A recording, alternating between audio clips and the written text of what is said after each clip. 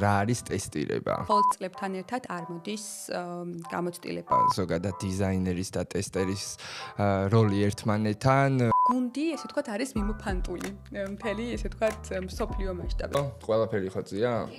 ოკეი. გამარჯობათ მეგობრებო, მე ვარ მიხეილი, თქვენ უყურებთ Artix-ის პოდკასტს და დღევანდელი ჩვენი სტუმარია ლელა გაბელაია. გამარჯობა მიხეილ, ძალიან მიხარია რომ დღეს მე ვარ თქვენი გადაცემის სტუმარი და პირველ რიგში გილოცავთ ამ ახალ წამოწყებას შენ და გიორგი ხალაძეს და გისურვებთ წარმატებებს. დიდი მადლობა ლელა. სანამ კონკრეტული თემების ჩაშლაზე გადავალთ, რამდენი წელია რო გითხრათ, რაც ამ სფეროში ხარ IT-ის მიმართულებით და პლუს ამას კონკრეტულად ტესტერების მიმართულებით რამდენი წელია რაც ხარ? ზოგადად IT მიმართულებით მუშაობ უკვე ბოლო 15 წელია და რაც შეეხება კონკრეტულად ტესტირების მიმართულებას, ბოლო 10 წელია ვიკავებ აღნიშნულ პოზიციას, როგორც ქართულ, ასევე უცხოურ ბაზარზე. მშვენიერი. ცოტა რო ჩავშალოთ ეხლა და ზოგადი მიმოხილვა რო გაგვიკეთო, რა არის ტესტირება? პროგრამული უზრუნველყოფის ტესტირება, ესე იგი ეს არის მომენტი, როდესაც ტესტერი ტესტავს, ანუ იკვლევს პროგრამულ პროდუქტს, თუ რამდენად ხარისხიანად და გამართულად მუშაობს ის.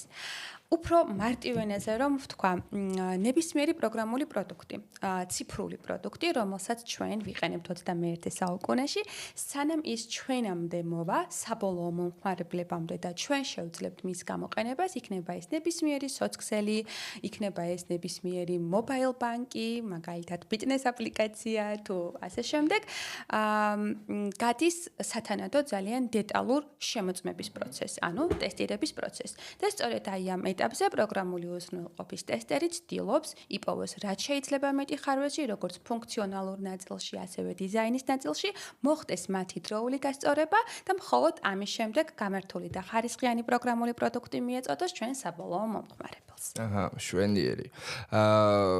ეხლა სანამ გადავალთ იმაზე თუ განვიხილავთ და ვისაუბრებთ იმაზე თუ სად იკვეთება ზოგადად დიზაინერის და ტესტერის როლი ერთმანეთთან, პირველ პოდკასტში ჩვენ მსმენელებს მე და გიორგი შევუპირდით, რომ ეს არ იქნებოდა მხოლოდ დიზაინერების პოდკასტი და იქნებოდა მოწვეული როგორც ტესტერი, როგორც ეხლა შენ ხარ, ასევე დეველოპერები, ასევე კოპირაითერები და მარკეტინგიდანაც კი, იმიტომ რომ დიზაინი არ არის მხოლოდ დიზაინის ხატვა და როგორც წინა პოდკასტში ჩვენმა სტუმარმა ბაჩუმ თქვა, ლინკის გაგზავნა არ არის და მაქედან გამომდინარე, 1-2 სიტყვით იმაზეც რო ვისაუბროთ, რა ეტაპზე იკვეთება, ისე ვთქვათ, დიზაინერი და ტესტერი ერთმანეთთან.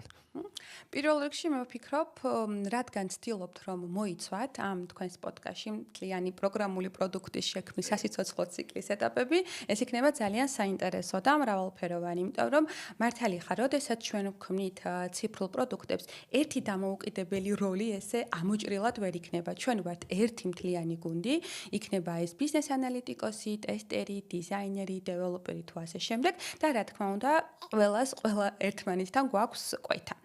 რაც შეეხება ტესტერის და დიზაინერის კვეთას, მე ვფიქრობ, რომ ეს თავიდანვე ადრეულ ეტაპზე იწყება.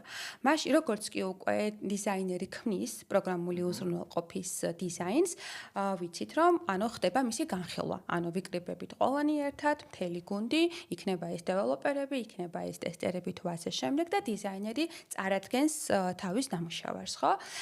ეს ეტაპი არის ძალიან მნიშვნელოვანი, რადგან სწორედ აი ამ პროცესში, როდესაც დიზაინერი წარადგენს თავის დამუშავარს, ჩვენ გუნდის წევრებს გვიჩნდება დამატებითი შეკითხვები.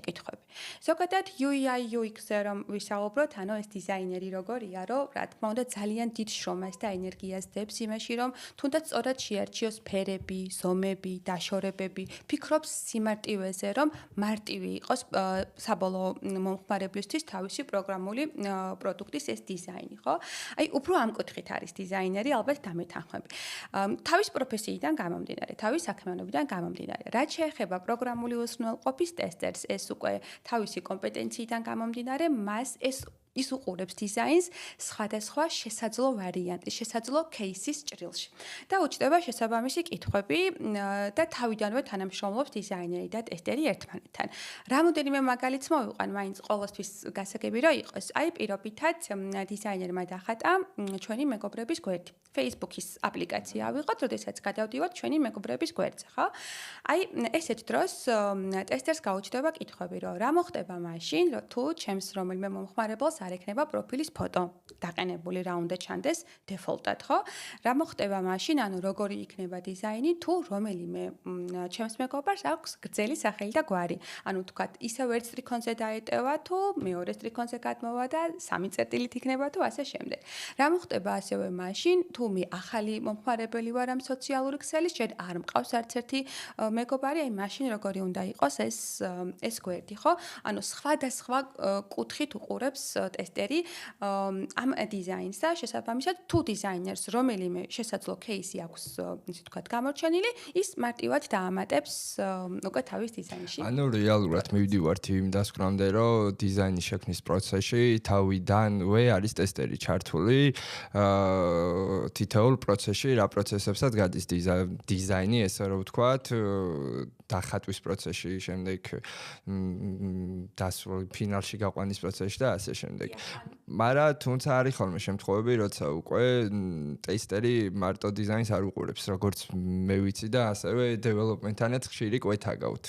და არის ხოლმე ესეთი кейსებიც, როცა უკვე დასრულებულ დიზაინზე უბრუნდებით ისევ რაღაცეების გატესტვის შემდგომ.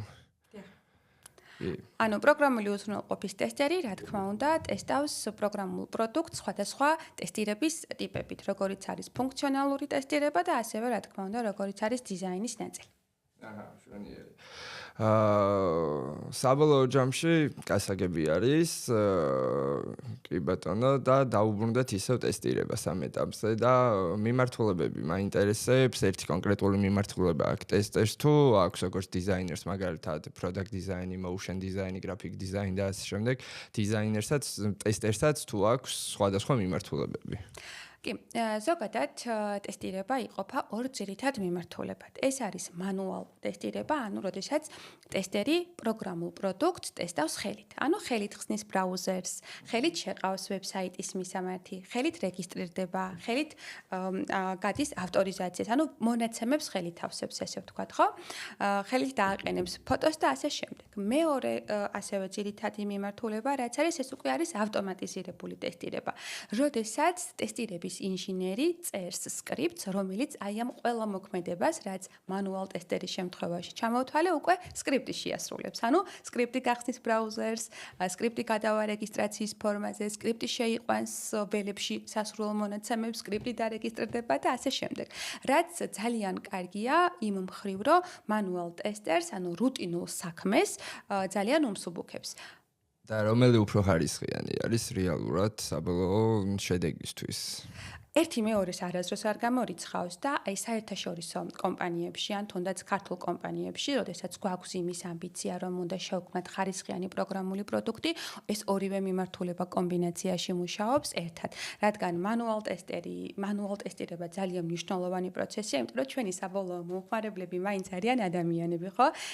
თუმცა ავტომატიზაცია კიდევ ერთხელ ვიტყვი, გვეხმარება იმაში, რომ სწრაფად გავიაროთ ეს ტესტირების პროცესი და time to market დავაჩქაროთ, ანუ უფრო სწრაფად და უფრო ხშირად შეგვიძლია დავნერგოთ ჩვენი პროგრამული პროდუქტის ახალი ვერსიები რეალურ გარემოზე. აჰა, მშვენიერი. შემდეგი კითხვა. ისევ ტესტირებასთან დაკავშირებით, რა თქმა უნდა, რა. როგორც დიზაინის გასწრუ საუბრობთ და როგორც დიზაინში არის ლეველინგი, ესე რომ ვთქვათ რა, ჯუნიორი, მიდლი, სინიორი და ასე შემდეგ. ანუ ტესტირებაშიც თუ გვაქვს გავსი ლეველინგი და რა განასხვავებს ერთმანეთისგან ლეველების მიხედვით ტესტერებს. კი ბატონო, ალბათ როგორც ნებისმიერ პროფესიაში, რა თქმა უნდა, ტესტირების მიმართულებითაც არის ეს აღნიშნული დონეები, ხო?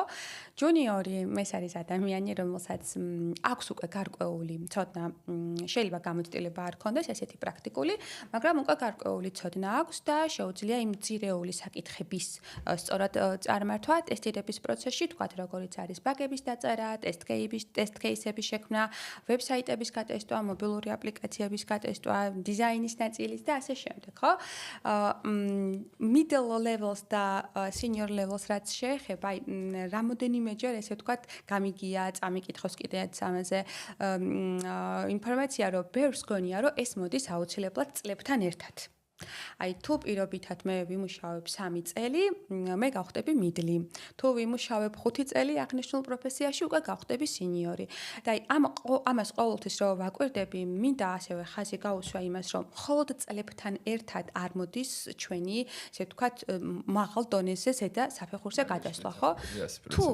თუ ყოველთვის ერთი და იგივე საქმეს ვაკეთებთ, ერთი და იგივე პროდუქტში ვართ ჩართული და ანუ ერთნაირია რუტინულია ჩვენი საქმე და ჩვენ არ ვეხებით სხვადასხვა პროდუქტებს, არ ვსწავლობთ თქვათ ახალ ტექნოლოგიებს, ასეთ შემთხვევაში მე ვფიქრობ, რომ ძალიან დიდი ხანი შეიძლება ადამიანი დარჩეს ჯუნიორ ეტაპზე, ხო?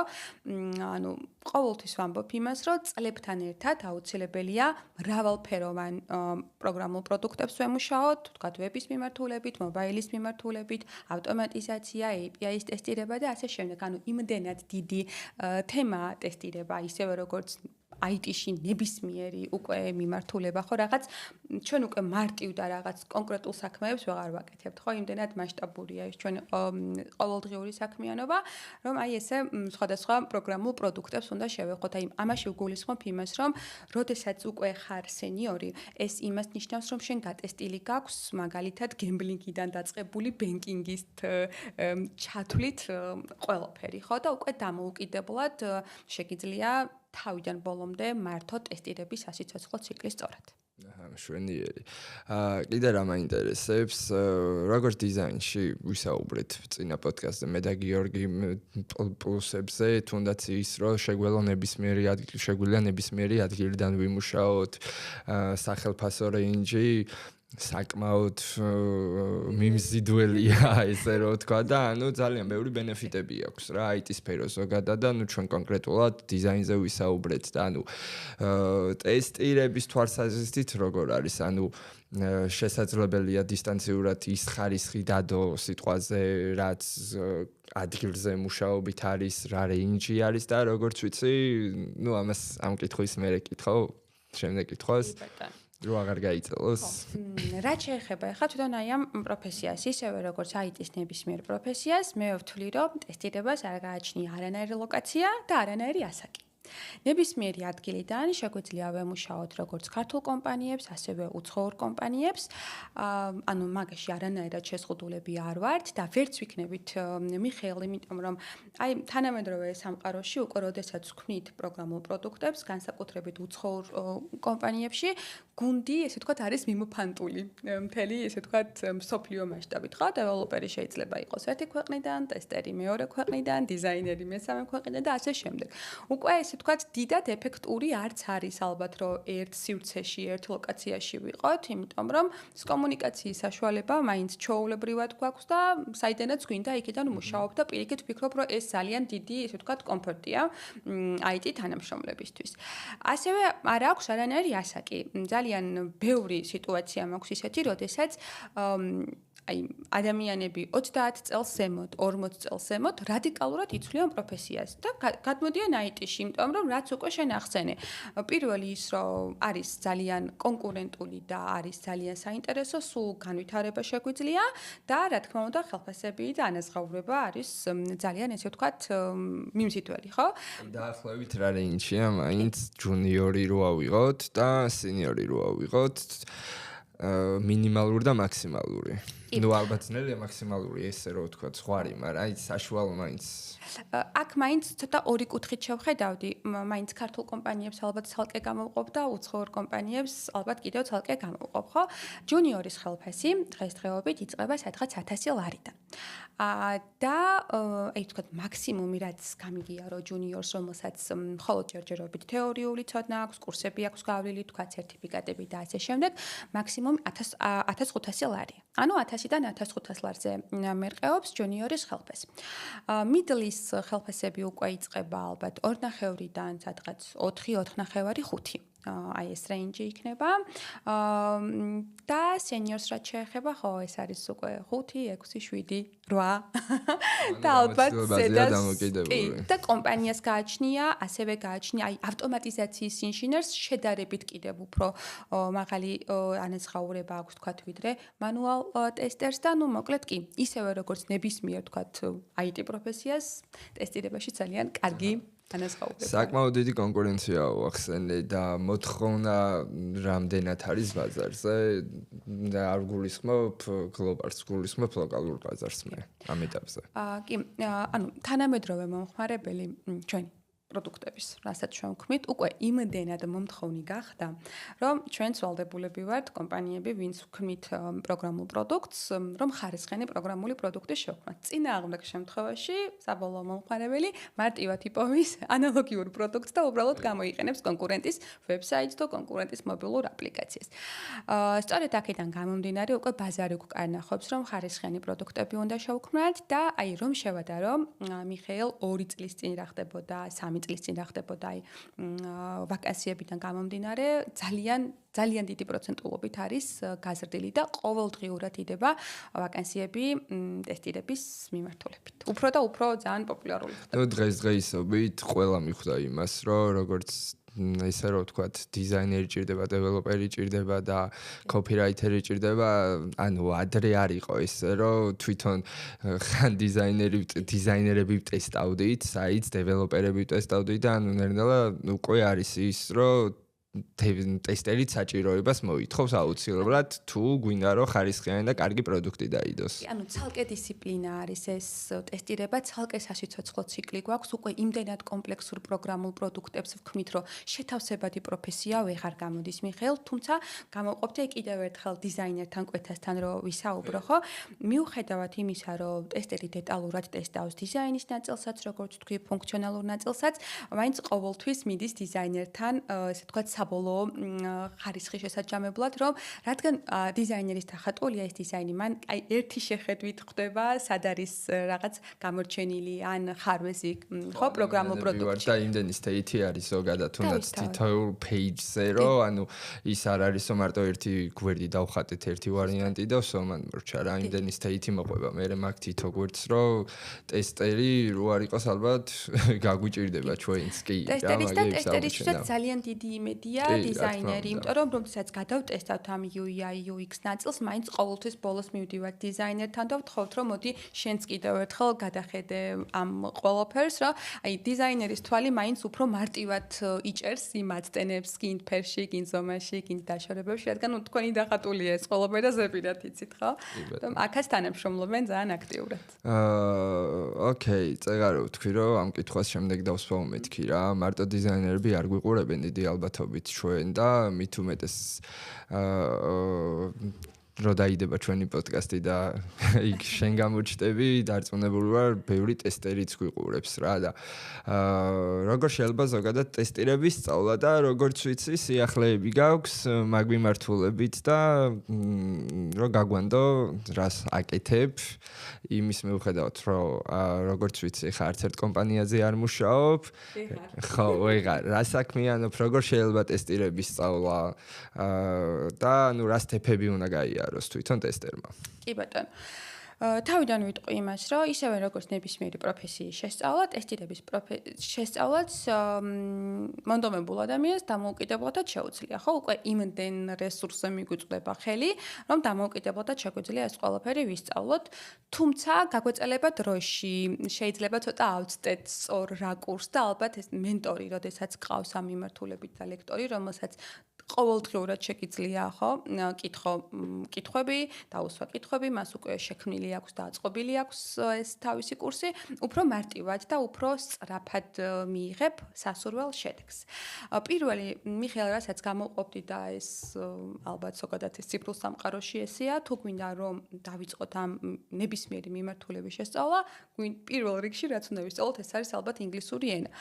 აქ არ გულისხმობ იმას, რომ რაღაც ძალიან მაღალ დონეზე უნდა ვიცოდეთ ეს ყველაფერი, აი ჩვეულებრივად B2 დონე, ვფიქრობ სავსებით საკმარისია, რომ გავეცნოთ ახალ სტატიებს, მოვუსმინოთ ახალ ჩანაწერებს, რაც YouTube-ზე იდება და ასე შემდეგ. რაც შეეხება ჩემს სიახლეს, ჯერ ცოტა შორიდან გიპასუხებ ამაზე.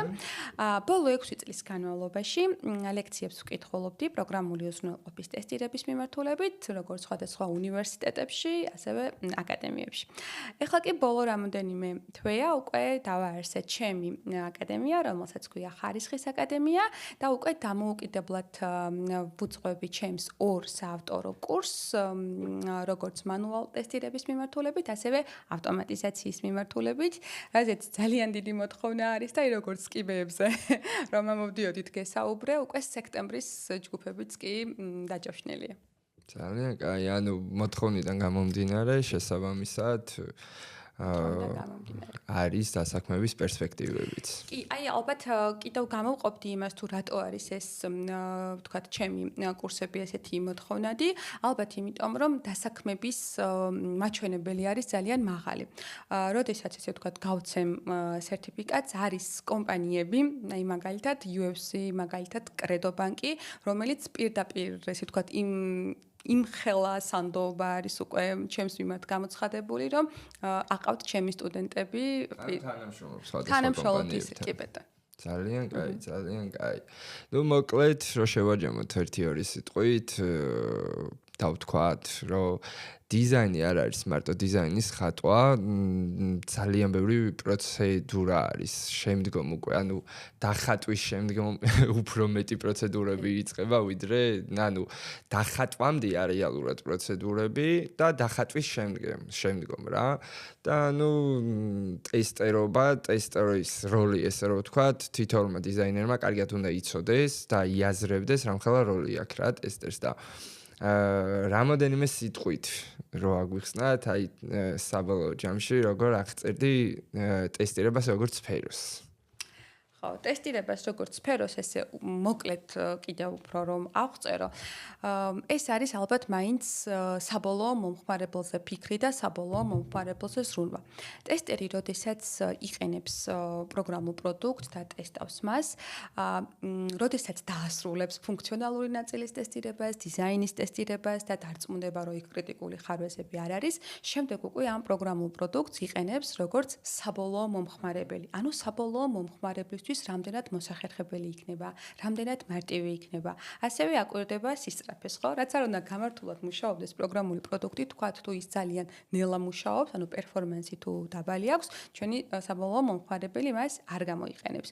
და აი ესე მრავალფეროვანი კარგია. ნუ თემის იქით, როგორც ვიცი, touch-ზე გამოდიოდი 2002 წელს სპიკერი იყავი ერთ-ერთი თუ 2 წლები, ხო? იყო თუ 2003 არ მახსოვს. 2022 არ იყო? 22 იყო. თუ 2023 იყო touch-ი როდის შეწყდა? იანვრამდე იყო თუ 22-ში იყო. დეკემბერში იყო მე. 2022-ში. დეკემბერში იყო. როგორი შეგრძნება, როცა ამ ხელ აუდიტორიის წინაშე გამოდიხარ და ნუ რა feeling-ი, ანუ რა შეგრძნება? ძალიან კარგი ემოციები იყო. აქვე მადლობა ნათია გოგუას, რომელიც დამიკავშირდა და მიმიწვია touch-ზე. ალბათ უნიკალური გამოცდილება იყო იქიდან გამომდინარე, რომ პირველ რიგში დგახარ რუსთაველის სცენაზე, თეატრის სცენაზე და საუბრობ შენს პროფესიაზე, ანუ ესე ვთქვათ, ქვეყნის სახელით, ხო, ესე გამოდის.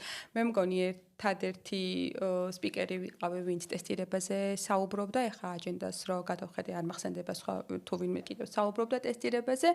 ძალიან საინტერესო იყო იმისთვის, პირველ რიგში იმ კუთხით, რომ უცხოელი სპიკერები იყო, ძალიან ბევრი, თითქმის აი ყველა გამოსვლას დავესწარი და კი, ერთ-ერთი ძალიან ისეთი მასშტაბური ღონისძიება ჩატარდა საქართველოში. სფეროს წარმომადგენლებსაც შეგვიძლია რუსთაველის სიაზე გამოვიდეს სცენაზე და დაგვიკრან ტაში.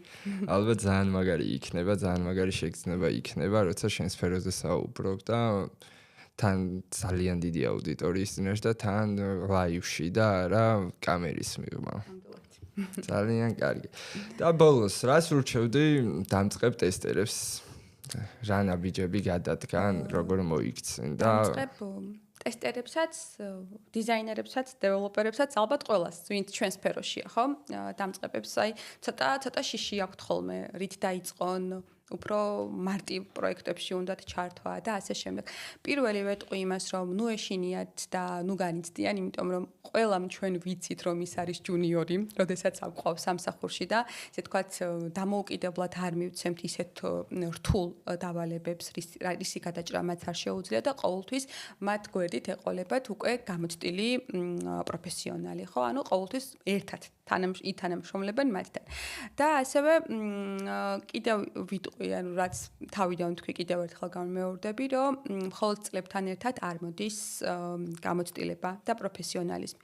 ამიტომ ეცადონ, რომ მრავალფეროვან პროდუქტებზე იმუშაონ, აი დიზაინში მაგალითად როგორც არის, ხო, ყოველთვის ვებსაიტები თუ ხატე გამოდის, რომ მობილური აპლიკაციის კონცეფცია უბრალოდ ვერ გეცოდინება, ხო? აი მრავალფეროვან პროექტებზე იმუშაონ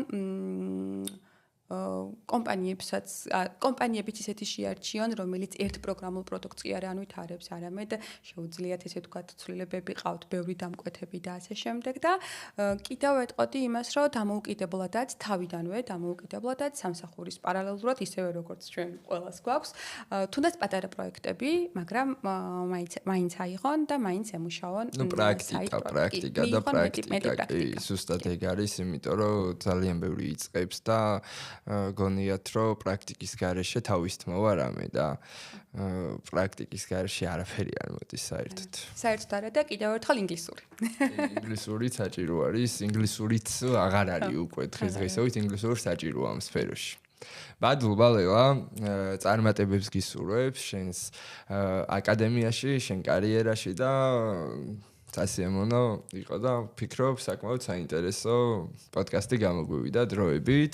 არ დაგავიწყდეთ არხის გამოწერა და თქვენი ფიდბექი რა თქმა უნდა ისევ და ისევ მნიშვნელოვანია და როგორც გიორგიმ თქვა წინა პოდკასტებში ჩვენს YouTube-ს არ ექნება მონეტიზაცია, რადგან ჩვენ მსმენელებს რაღაც შუაში რეკლამები არ გამოუხდეს და რაღაცა ის კომფორტი დისკომფორტად არ გადაუქციონ. მადლობა, ეს იყო Artix-ის პოდკასტი. მე მიხეილი ვიყავი, ჩვენი სტუმარი კიდე ლელა იყო. დიდი მადლობა და დროებით.